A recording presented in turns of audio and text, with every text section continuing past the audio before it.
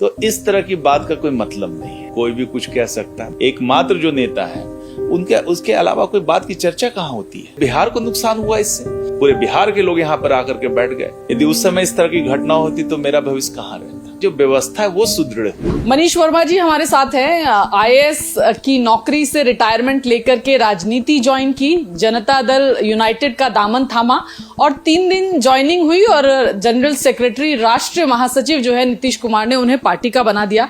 अमूमन बड़ा समय लगता है किसी भी व्यक्ति को इस ओहदे तक पहुंचने में, लेकिन मनीष जी आपने ज्वाइन किया और करते ही इतना बड़ा ओहदा आपको दे दिया। अब लोग कह रहे हैं कि आप ही उत्तराधिकारी हैं नीतीश कुमार के, इसलिए इतना बड़ा ओहदा ज्वाइनिंग के तुरंत बाद जो है आपको दे दिया।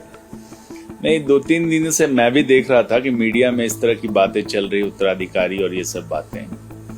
मैं इस बात को सिरे से खारिज करता हूँ कि लोकतंत्र है, कोई राजतंत्र नहीं। राजतंत्र में होता है कि बड़ा बेटा उत्तराधिकारी बनता है। वैसे भी हमारी पार्टी है परिवारवाद के खिलाफ है, तो उत्तराधिकारी वगैरह में विश्वास रखती नहीं है, राजतंत्र में विश्वास रखती नहीं है। लोकतंत्र का मामला है, लोकतंत्र में जनता डिसाइड करेगी कौन क्या बनेगा और सरकारें किस तरह से बनेगी। तो इस तरह की बात का कोई मतलब नहीं है। दूसरी बात जो कहा कि आपने कि मुझे नीतीश कुमार जी ने, जो हमारे मुख्यमंत्री हैं, हमारे नेता हैं, उन्होंने मुझे ये जिम्मेदारी दी। देखिए, मैं 21 सालों से आईएएस की नौकरी कर रहा हूँ, विभिन्न प्रकार के सरकारी कामों में इन्वॉल्व रहा, डीएम रहा हूँ और सरकार के पॉलिसी लेवल पे माननीय मुख्यमंत्री का सचिव भी मैं 5 साल रहा हूँ। 16 से 21 तक मैं उनका सचिव के रूप में काम किया। 7 निश्चय 2, ये सारा जो स्कीम है, करीब करीब कितने डिपार्टमेंट, पीसीओ डिपार्टमेंट से अधिक डिपार्टमेंट में मैं उसकी मॉनिटरिंग की। तो काम मैं पहले से सरकार का कर रहा हूं। तो कयास लगाया जा रहा है कि आप सबसे जो कैपेबल व्यक्ति हैं नीतीश कुमार जी के बाद उनका उत्तराधिकारी बनने के लिए आप सबसे कैपेबल हैं, क्योंकि आईएएस का बैकग्राउंड है, उनके साथ आपने काम भी किया है, ब्यूरोक्रेटिक एक्सपीरियंस के साथ एक पॉलिटिकल चीजों को भी आपने बड़े करीब से। ये कयास है, कयास लगाने का तो कोई सीमा है नहीं, कोई भी कुछ कह सकता है। मैं तो अभी ज्वाइन किया हूँ, ये पहली जिम्मेदारी है पॉलिटिकल। ये पहले मैं अधिकारी के रूप में काम कर रहा था, भले पॉलिसी बना रहा था लेकिन एक अधिकारी के रूप में, और जो पॉलिसी का निर्माण होता है, क्या उसका इम्पैक्ट आएगा, क्या आएगा, ये सब देख करके पॉलिसी बनाया जाता है, उसको इम्प्लीमेंट किया जाता है तो सरकार के स्तर से। बट पॉलिटिकल लेवल का काम मेरे लिए भी नया है। ऐसा नहीं है कि हम बहुत दिन से पॉलिटिक्स में हैं, और दोनों का नेचर काफी अलग है। तो ये कह देना कि अधिकारी हैं और इसीलिए ये पॉलिटिक्स में है और इस तरह से ये सब कुछ जोड़ जाड़ के जो एक स्टोरी बनाई जा रही है, इसका मुझे कोई विशेष मतलब नहीं लगता। ये बात पूरी तरह से बेमानी है। हर क्षेत्र में फिर से आपको सीखना पड़ता है, काम करना पड़ता है। और माननीय मुख्यमंत्री जी नीतीश कुमार जी, जो हमारे नेता हैं, जो हमारे प्रणेता हैं, हमारे आइडियल हैं, उन्होंने जिस तरह से बिहार को बदला है, जिस तरह से काम उन्होंने किया है, उस काम को ही हम लोग आगे बढ़ाने का काम कर रहे हैं। एक डायनेस्टिक पार्टी नहीं है आपकी, परिवारवादी पार्टी नहीं है, इसीलिए ज्यादा सवाल भी उठते हैं ऐसी पार्टियों के जो परिवारवाद पर आधारित नहीं होती है कि कौन आगे लेगेसी को, उस पार्टी की आइडियोलॉजी को लेकर के जाए। ये तो देखिए, समय पे सब जो है, हमारे नेता भी काम कर रहे हैं, हमारे नेता ऑलरेडी हैं वहाँ पर, बिहार के मुख्यमंत्री हैं, इस दल के राष्ट्रीय अध्यक्ष हैं, बड़ी मजबूती के साथ काम चल रहा है, सारे निर्णय हो रहे हैं, सब जगह काम चल रहा है। हम लोग का लक्ष्य है कि अगला विधानसभा चुनाव कितने मजबूती के साथ लड़ा जाए, उसके साथ साथ जो राष्ट्रीय स्तर पर पार्टी का फैलाव कैसे हो, उसके लिए काम हो रहा है। तो ये सब काम कर रहे हैं। तो यहाँ पर अभी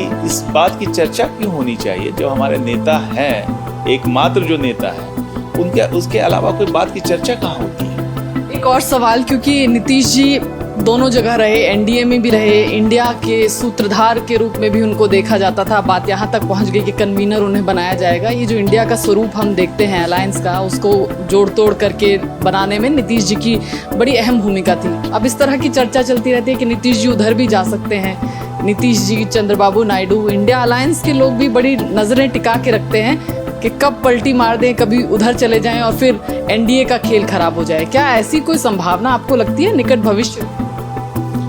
मुझे तो ऐसी कोई संभावना नहीं दिखती।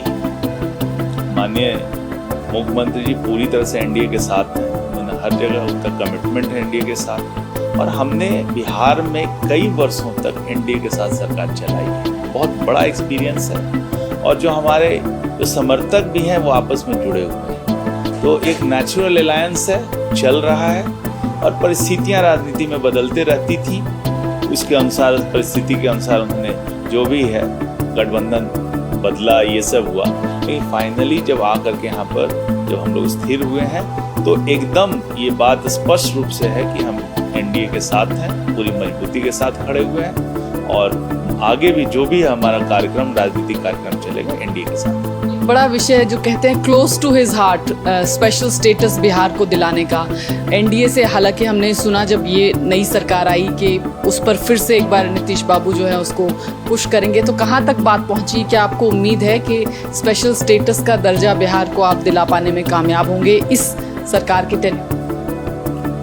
देखिए, स्पेशल स्टेटस की जो बात है वो बिहार के लोगों के हृदय के करीब है, क्योंकि बिहार जो है, जो भी नीतियां रही है केंद्र सरकार की, उसके कारण बिहार को काफी नुकसान हुआ है। पहले जब बिहार स्वतंत्रता के बाद जो है फ्रेट इक्वलाइजेशन की पॉलिसी लागू की गई, जिसमें कच्चा माल जो बिहार में उपलब्ध था उसको उसी रेट पे दिया जाता था आपको वेस्ट कोस्ट में, और सब जगह के सभी राज्यों में सेम कॉस्ट पे अवेलेबल कराया जाता। तो बिहार का कॉम्पिटिटिव एडवांटेज था कि मिनरल यहाँ पे मिलता है, कोयला यहाँ पे मिलता है, जो इंडस्ट्री यहाँ लगनी चाहिए थी उस समय यहाँ न लग करके दूसरे राज्यों में लगी। तो इतना बड़ा नाइंसाफी बिहार के साथ हुआ। सौतेला व्यवहार, सौतेला हम नहीं कहेंगे, हम तो कहेंगे पूरी नाइंसाफी हुई। इस तरह की पॉलिसी पूरे विश्व में कहीं नहीं लागू हुई कि आपको सब जगह जहाँ पे भी कॉम्पिटिटिव एडवांटेज इंडस्ट्री को होता है वहाँ लगाती है।